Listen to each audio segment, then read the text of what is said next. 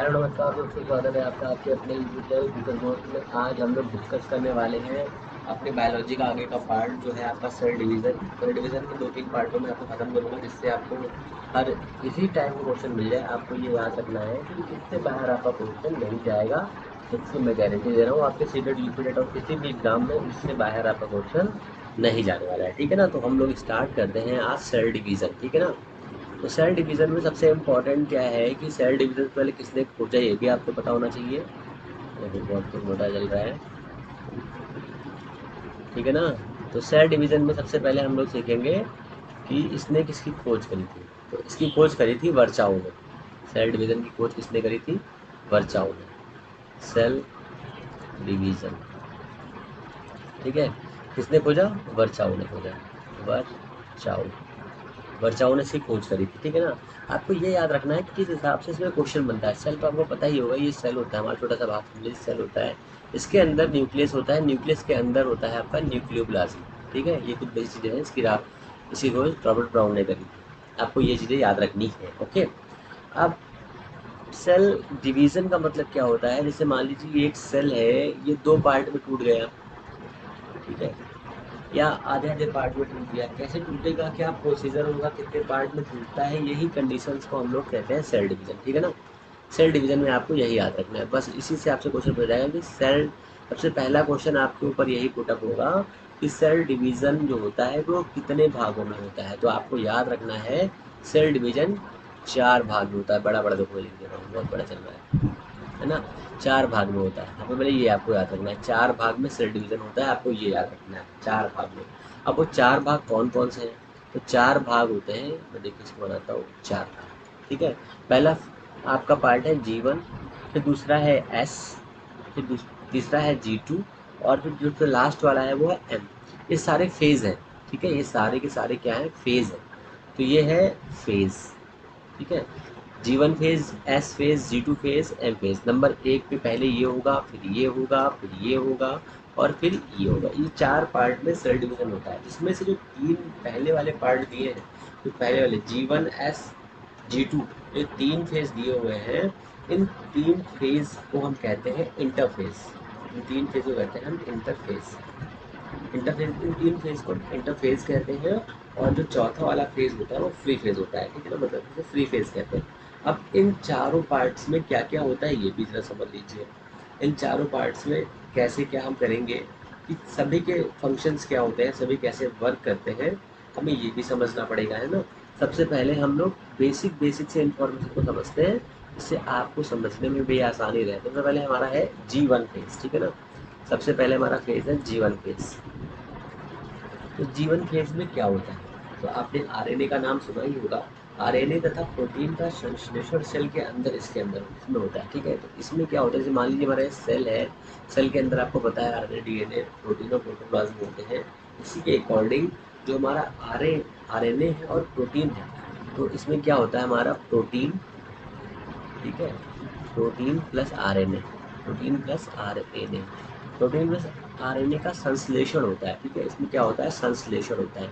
Question ऐसे ही पूछेगा कि प्रोटीन प्लस आरएनए का संश्लेषण सेल डिवीजन में किस फेज में होता है? तो जीवन फेज में होता है। आपको ये याद रखना है। ठीक है ना, इसी तरह से आपको छोटे छोटे से क्वेश्चंस याद रखने, यही जो आपसे क्वेश्चन एग्जाम में पूछे जाएंगे। ठीक है ना, तो इसमें इतना होता है, ये क्रिया सेल के अंदर होती है। ये जो क्रिया है वो सेल के अंदर होती है, न्यूक्लियोप्लाज्म के अंदर होती है।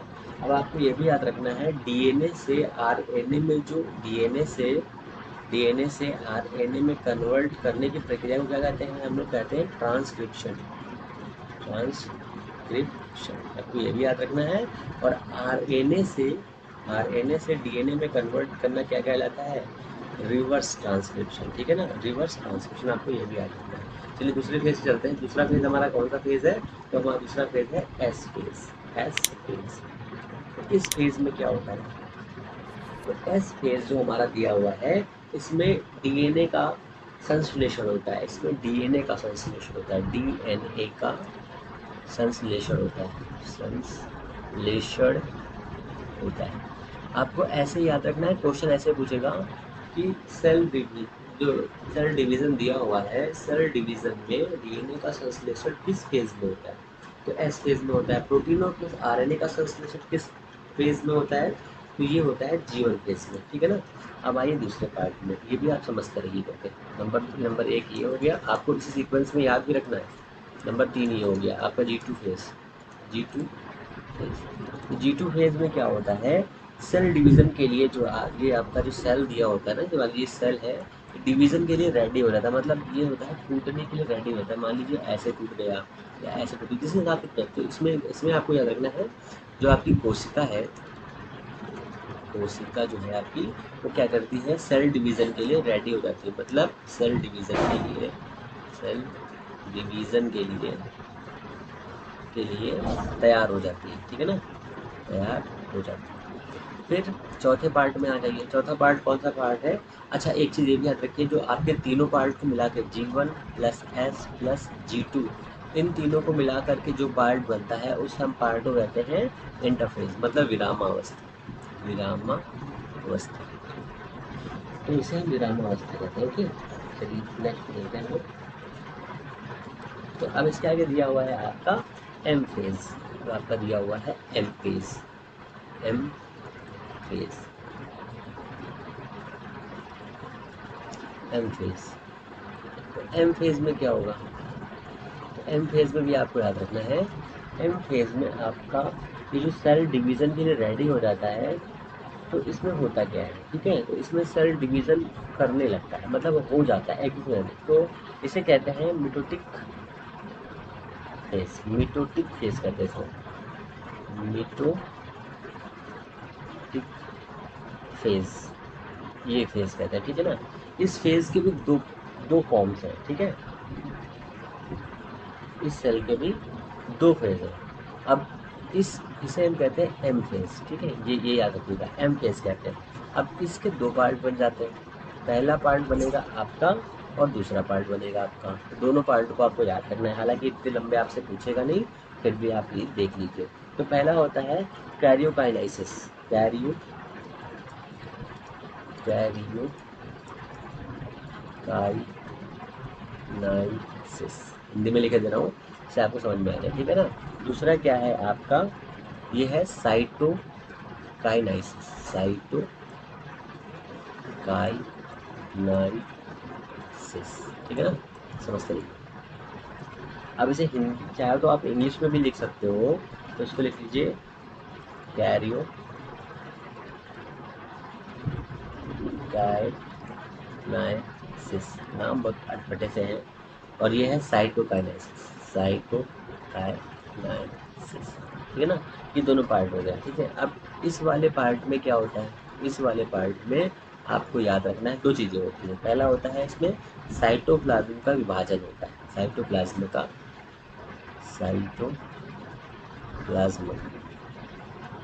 प्लाज्मा का विभाजन होता है, आपको ये याद रखना है, ठीक है ना।